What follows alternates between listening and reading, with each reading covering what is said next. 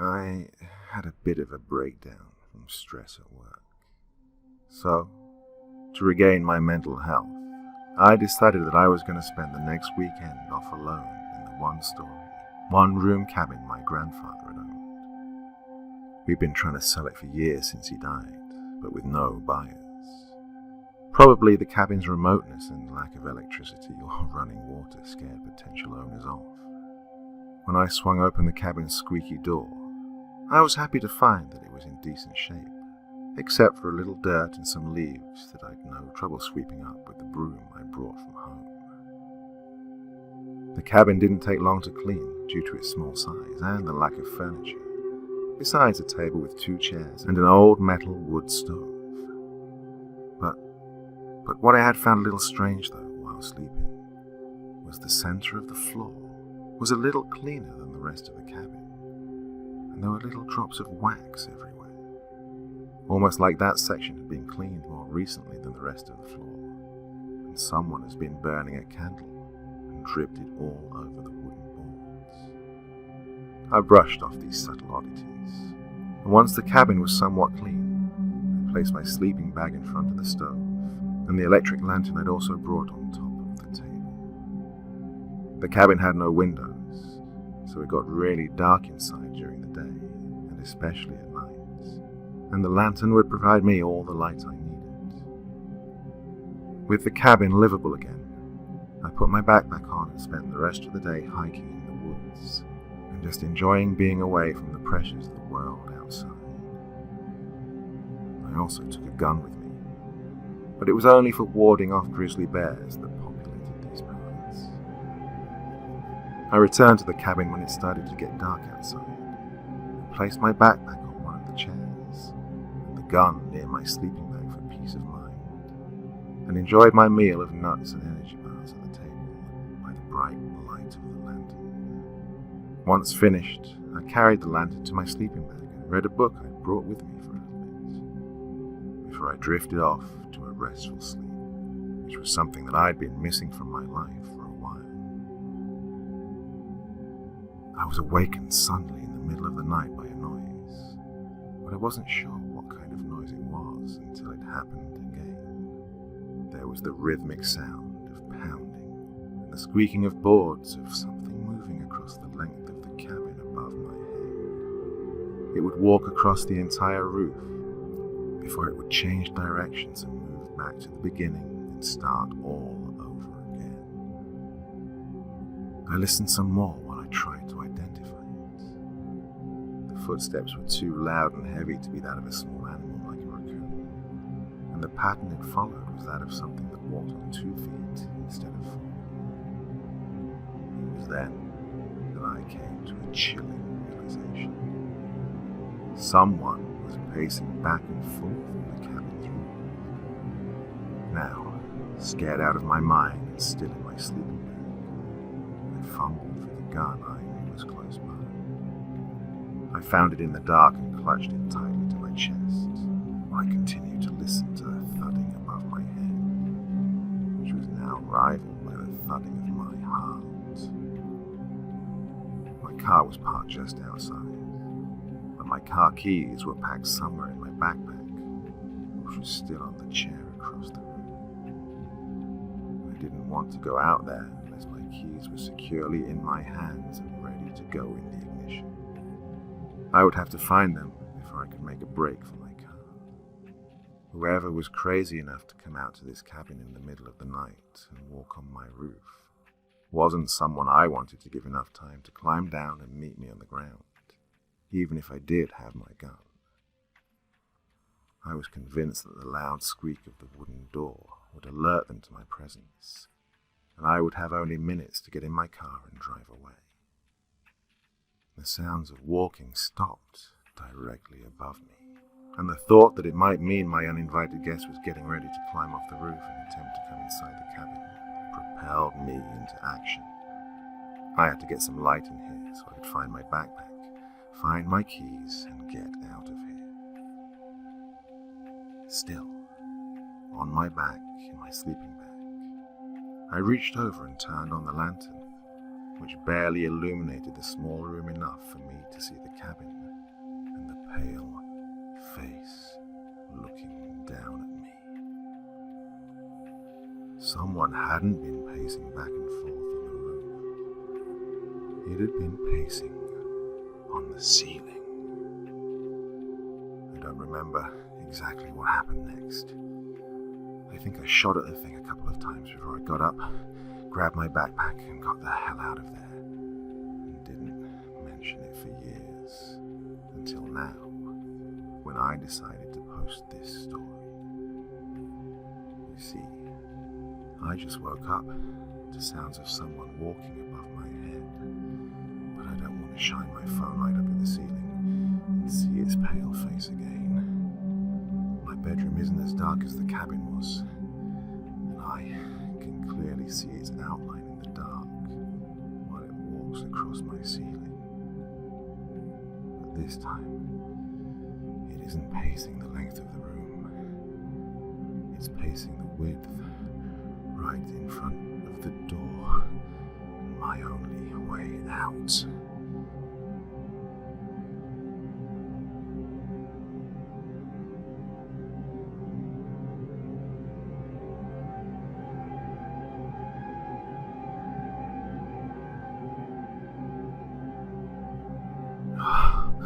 No more late nights, I think to myself as I slowly enter my house. I look down at my watch and cringe when I discover it's almost 3 o'clock. I'm too old for this crap, I say out loud, hoping I didn't wake up Dennis.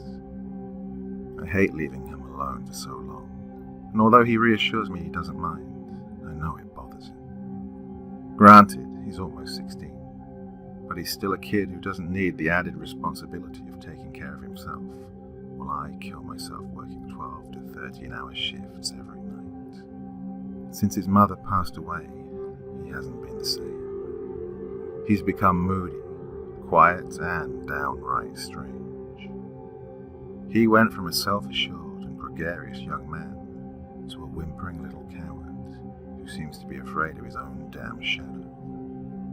For almost a month now, he's tried to convince me that someone or something sneaks into his room at night, stands at the foot of his bed and just stares at him. I've told him to stop acting like a little bitch who still believes in the boogeyman, but he's insistent and, at times, begs me to let him sleep in my room because he feels safe. Knowing he's been through an emotional tailspin due to his mother's death, I've given in and allowed him to sleep with me occasionally, but that's all about to end soon. I'm losing my patience with this things that go bump in the night shit. Completely exhausted, I clumsily stumble up the stairs and quietly open his bedroom door and peer in. Thank God he's fast asleep. The soft hum of his breathing puts me at ease. Maybe all this scaredy cat nonsense is over. I don't even bother to take off my clothes and just topple onto my bed. As my body sinks into the mattress, I let out a long sigh. Unconsciousness soon follows. I don't know what time it is when I'm awakened by the sound of footsteps. Through blurry eyes, I see the silhouette of my son standing in the doorway with his arms crossed. God damn it, Dennis, I snarl. I'm getting tired of this. Come on, but this is the last time. He begins walking towards the bed. Dad, it's not me. A terrified voice whispers in my ear. My eyes widen as I realize Dennis is actually lying beside me.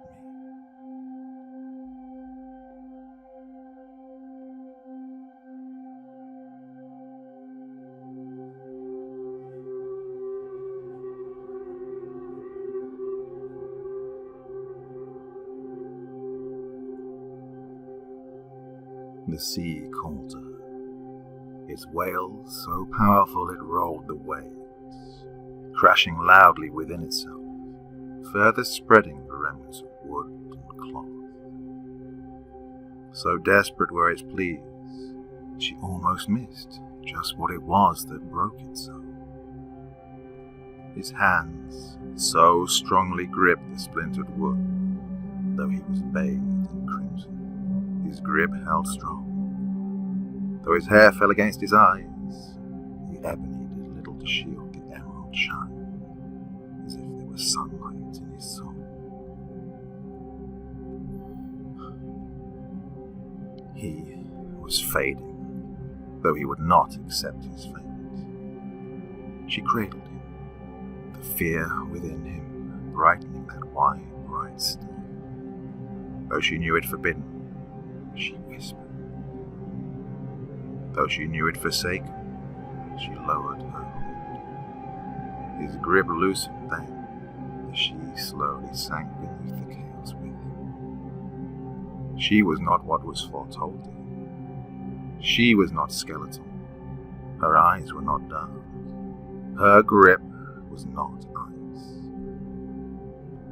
She was warm. Her voice a soft, unhindered melody against the deep, black silence of the sea.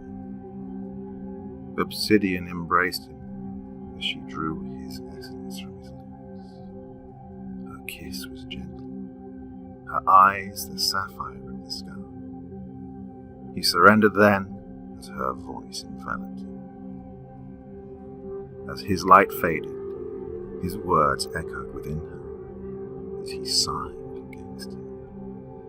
She would forever remember his words. Death is beautiful.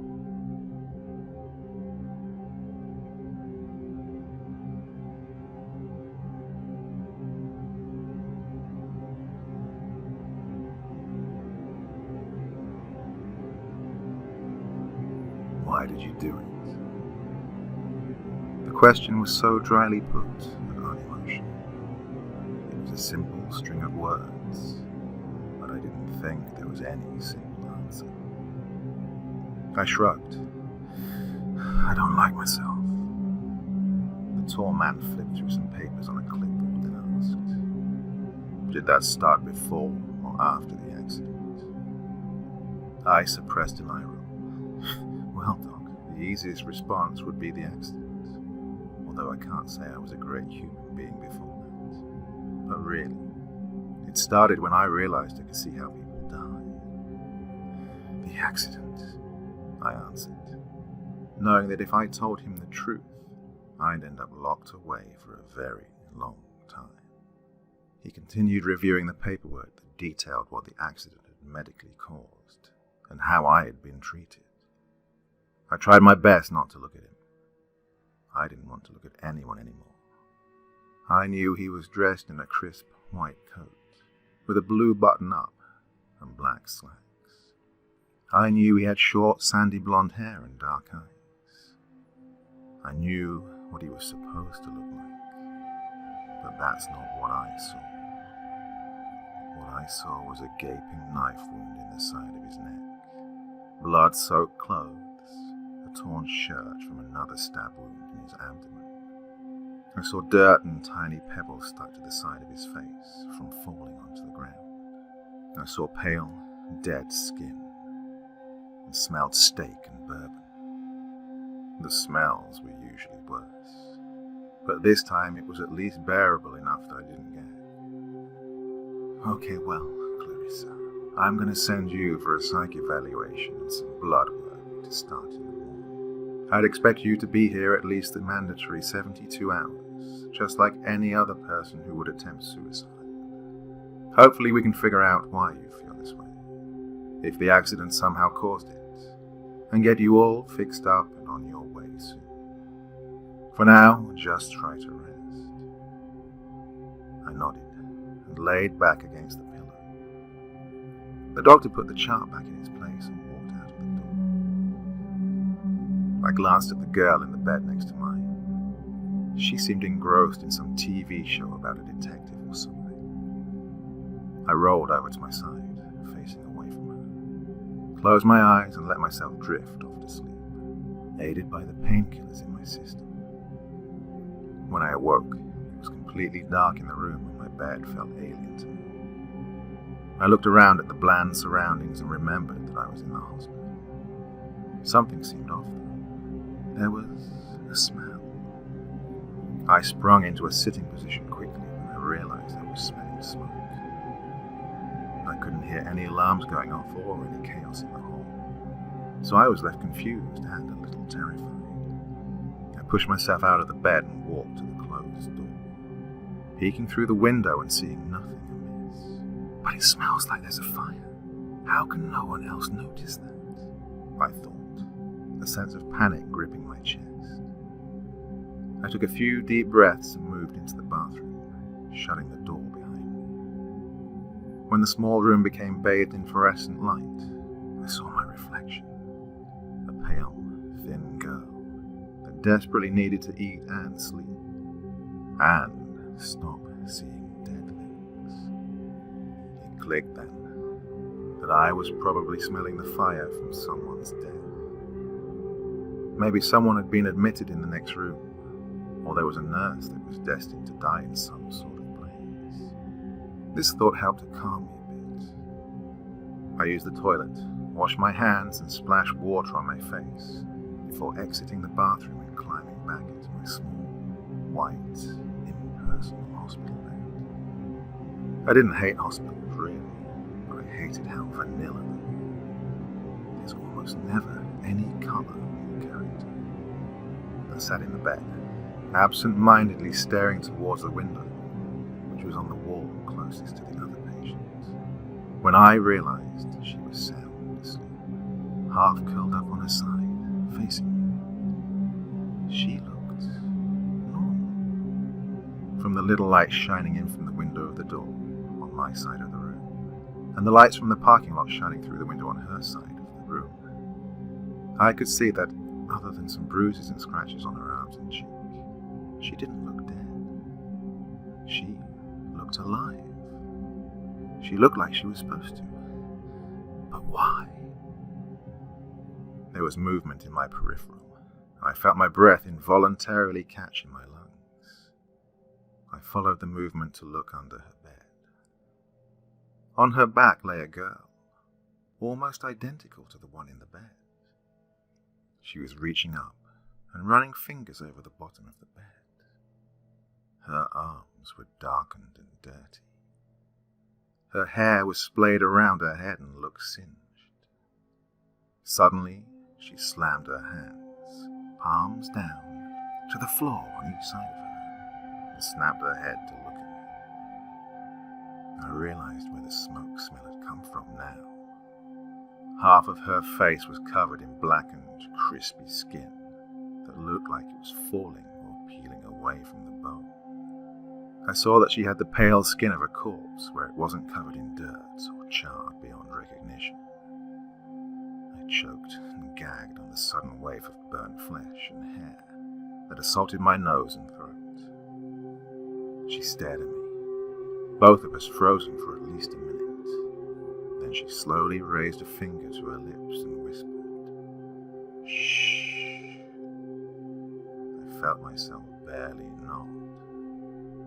The burned girl pulled herself slowly from under the bed, on the opposite side from me. I watched as her dead legs bent and shuddered, while she positioned herself to stand. Once she was standing, still doubled over at the waist, I moved my gaze from below the bed to above it, where she was standing next to her living twin. There were barely any audible hops and a slight wheezing as she fully righted herself. She gently placed a hand, burned with sections of white bone showing, on the shoulder of the sleeping girl. She looked at the girl with what I can only describe as love and compassion, as if she deeply cared for her. I saw her grip tighten around the girl's shoulder, and her black nails dig into the fabric of her hospital gown. Those dead eyes flashed up at me once again, and a wide, malicious smile spread across her twisted face. The half that was destroyed gave a slight ripping noise as the corner of her mouth tore open to make her smile even wider. In one quick motion, she reached over, yanked the girl's jaw open and crawled on top of her. The broken, blistered and scorched body contorted with awful tears, pops and cracks as it forced itself into the girl's mouth and down her throat. I watched in horror, unable to move, to scream, to breathe. Right before the sleeping girl's mouth closed, I saw something bright in her throat. The dead girl's eye, looking out at me. Once again I heard, "Shh."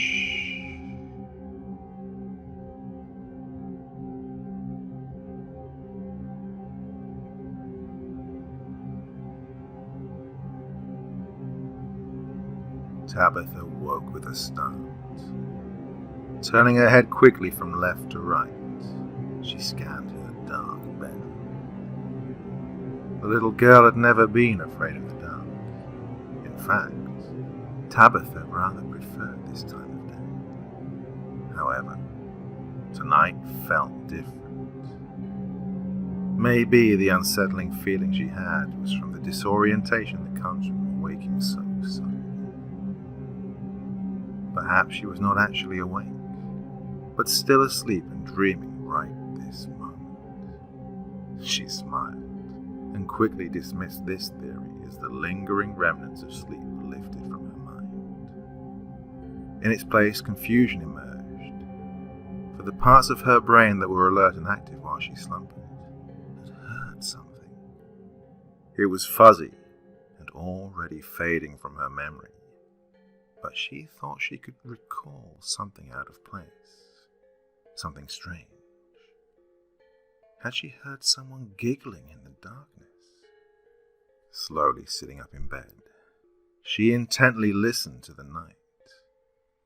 The ever-curious 8-year-old was in wonderment upon the realization of how loud the silence could be.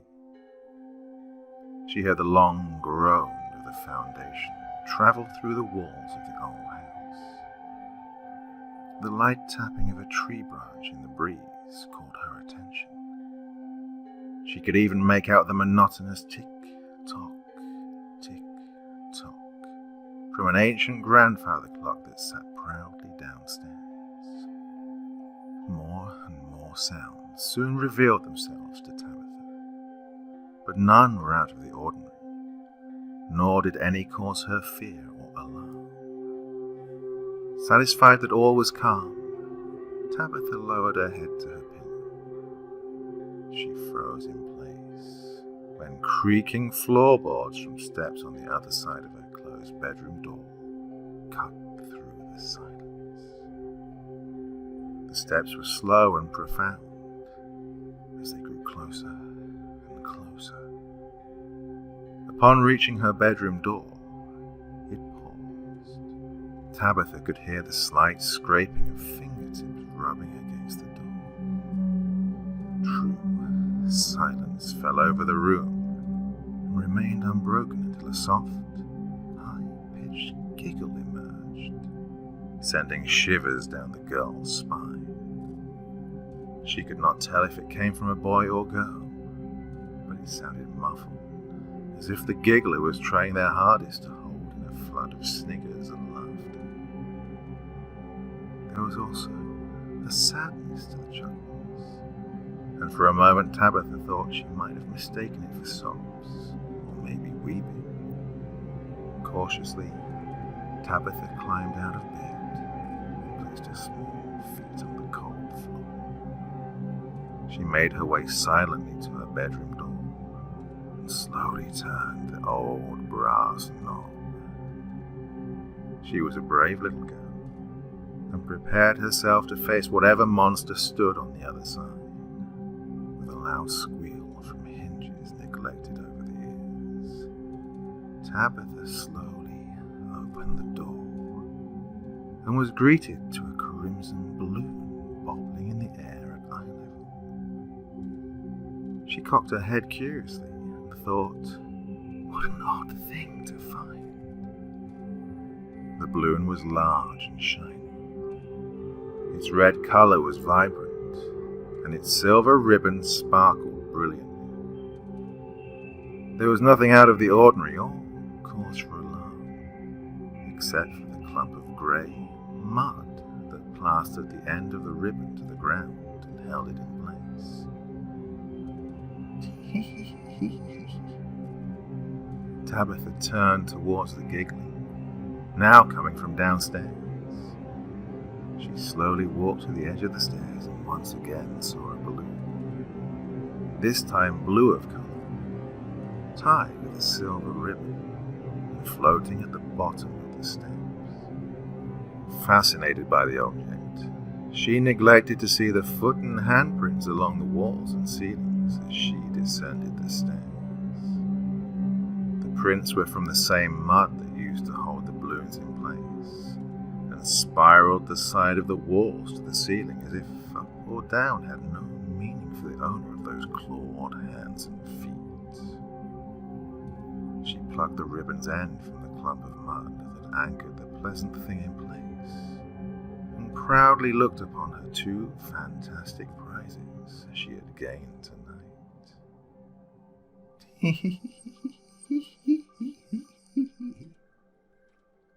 From behind the girl, the snickering giggles ran out with even more failing restraint. It was as if, any moment, a frenzy of uncontrollable laughter would erupt from its owner. At the end of the hall, she stood in front of the open door that led to the backyard. Obscured in shadows, handprints at the top of the doorframe peppered the wall where it entered. She approached the opening, and in the night, a shining light revealed the most amazing balloon of them all. It was in the shape of the letter T, for Tabitha, she surmised.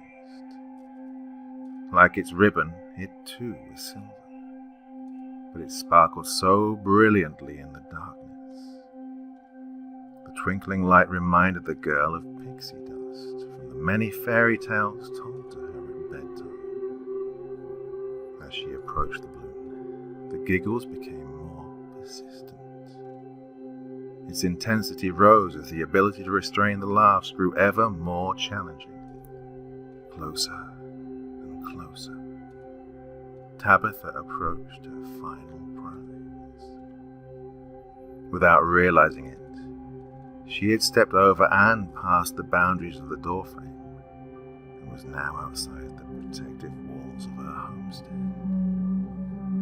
Tabitha lifted her small hand to take hold of the fantastic balloon, but froze when she saw that its ribbon was not held in place by the slimy mud this time. It was a dirty hand that held the balloon's ribbon. The hand slowly rose and offered its gift to her. Tabitha took a step back and gasped. The thin hand once again gestured for the girl to take the thin ribbon from its grasp. The hand was attached to a gnarly arm that disappeared into the shadows. Both the little girl and the hand remained frozen, neither making the first offerings of greetings towards one another. Giggling Man's broad grin slowly emerged from the shadows. Deep and sad eyes appeared next.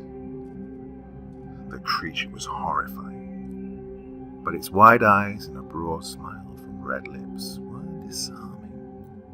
Hunched on all fours, the beast contorted its limbs in ways not intended by nature. The thin and naked body, completely covered in the mud, gave off a stench of sulfur that made Tabitha think of rotten eggs. Immediately, Tabitha felt pity for the poor creature entangled before her. The painful grin tore and stretched into its face, and its mournful eyes touched her heart. The giggling man turned and effortlessly bent over backward and upside down with a hand still outstretched, offering his gift. Tabitha could not help herself and let out a tiny giggle of her own. The giggling man continued to let out hysterical and nervous giggles as he stood in his backward arch, waving his free hand in the air to an unheard melody. The desperation in his eye intensified as it continued to snicker and offer its balloon from his hand. Tabitha looked deeply into those sad eyes and finally convinced herself that no ill intent existed there. She smiled, taking a step forward. The girl reached for the balloon. "Tabitha, no!" Having awoken from a strange and sudden sleep, Tabitha's mother knew something was amiss. Fear gripped her heart upon seeing the girl's empty bedroom and muddy prints along the walls. Racing downstairs, she arrived at the open door just in time to see the girl take the object from the Yogitcha demon that stood before her. The moment the girl took hold of the ribbon, the sound of shattering glass rang loud from the collapse of every protection spell cast upon the house. The powerful spells meant to hide, shield, and protect against all manner of beast and demon was broken and no more. Now, nothing stood between them and the darkness that approached. The giggling man quickly turned upright and faced the little girl. He towered over her at his full height. The sad eyes were gone and replaced with milky red orbs that showed absolute delight upon seeing the defenseless little girl. The grin etched on his face widened and stretched its white flesh. Blood flowed from the corners of his mouth and teeth, thin as needles, tore through the skin. As if all was calm, Tabitha turned her back to the creature and looked toward her mother. She raised her small hand to show off her new balloons and waved with the other. She smiled a radiant smile only a daughter could produce for her mother. It was a smile of love, a smile unaware of the danger and malicious intent looming behind her. The creature lowered itself and prepared to lunge at the little girl. It trembled with lust from the anticipation of tearing into the young flesh and gorging on the little girl's blood. It let out a loud squeal of giggles at the thought of smearing that hot liquid over its dried and desiccated body. With the girl facing away, it failed to notice the change occurring in Tabitha's eyes. Gone were the hazel green and the white corners. In their place, orbs of the blackest night stared out into the evening sky. Orbs of sight that saw everything. The giggling man pounced, fully prepared to devour the child that dared show her back to it. To its surprise, the demon found itself suspended and frozen in place. In midair, Tabitha took hold of the creature's essence in an unbreakable grip. With invisible hands, she explored the creature's body in both the physical and spiritual planes. Once curiosity no longer held the child's attention, she began to play. Unseen fingers took hold of the demon and twisted and tore at the creature's flesh. The skin from the creature's back was peeled from the muscle.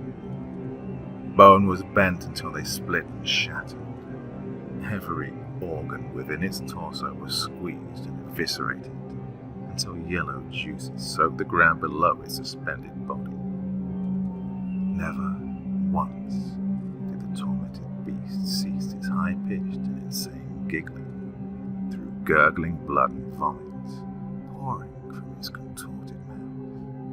And all the while, Tabitha laughed giggled at the sight, still restraining the beast in her mind's eye.